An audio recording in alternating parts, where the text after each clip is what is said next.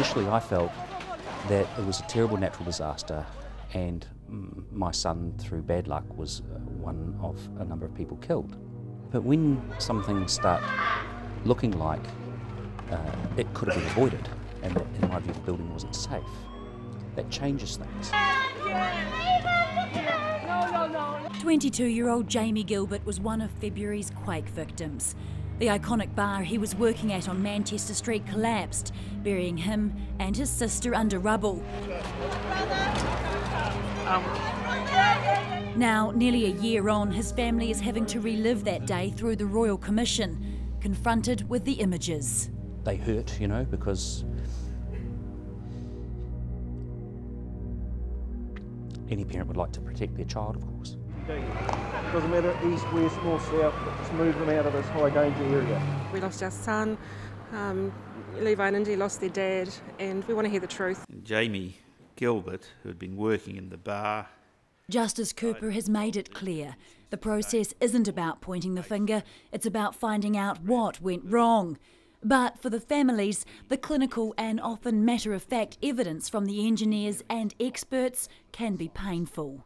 I kind of wished that, you know, the various witnesses could have been reminded that, you know, the evidence that they were giving was about a real human being who lost his life, and his family are really hurting. But that might have held up proceedings, I suppose. The iconic bar was just one of a number of buildings with unreinforced masonry that collapsed in February's quake. Buildings that engineers had signed off on. No one has said they're sorry. Wouldn't it hurt for the building owner to have, I don't know, maybe offered some sort of condolence because somebody died in his building at some point? I think if I owned a building, I'd want to do that. I could see Jamie was limp, and I knew then that he was dead. His chest and head were crushed in. Every word, every piece of evidence, personal.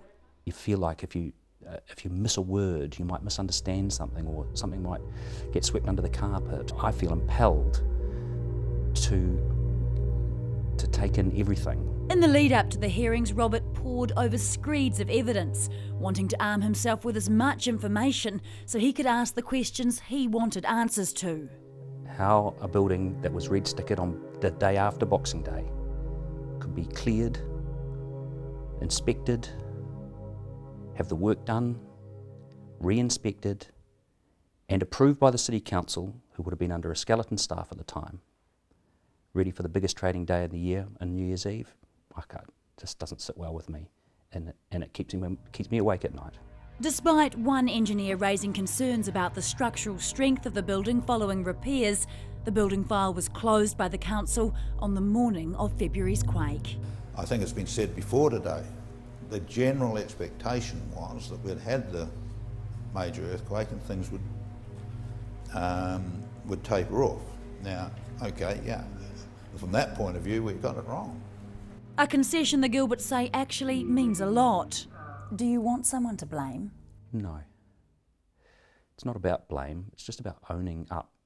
I would like to feel that somehow Jamie's death might make some changes. My son left behind 2 little kiddies, and at some point they're going to say, well, why was it in a building that was unsafe? Or how did the green sticker get on the building? Or how come other buildings didn't reopen? I'd like to be able to talk to them about that and say that I did everything I possibly could to find out what happened, the people involved, and why things happened the way that they did. This process essential to that, and essential to allowing them to move on. Nothing's going to bring Jamie back, but if we can learn from this, then we're all going to benefit.